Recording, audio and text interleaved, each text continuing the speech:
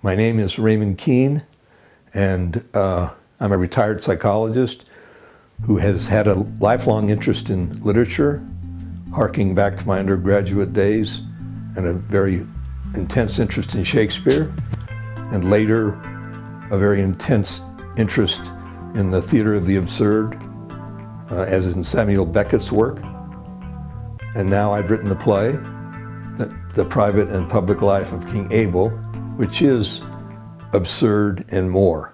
The purpose of writing this play was foremost to entertain.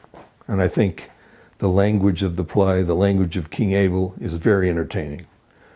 I also wanted to have things at stake, and the men that in white coats and masks, all dressed the same, are a threat to the king, although he never knows they're there. And that throughout the play, that is a scary element. That'll be scary for the audience. And lastly, I think, taken all in all, the actions, what happens, the language, this is a play worthy of contemplation, a deep play.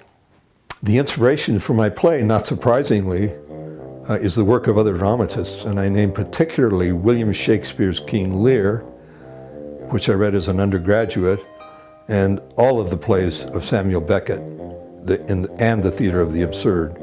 I note especially his play, Waiting for Godot. My play is about a king, King Abel, who seemingly is abandoned in a palace.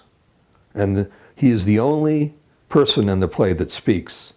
Unbeknownst to him, he is being watched by a number of men, all dressed the same and all scary. They're dressed in white laboratory coats, as if they were doctors, and white masks.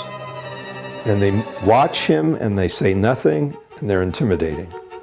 I think when you put this benign king up against these evil forces, there's tension, there's suspense, and it's highly entertaining.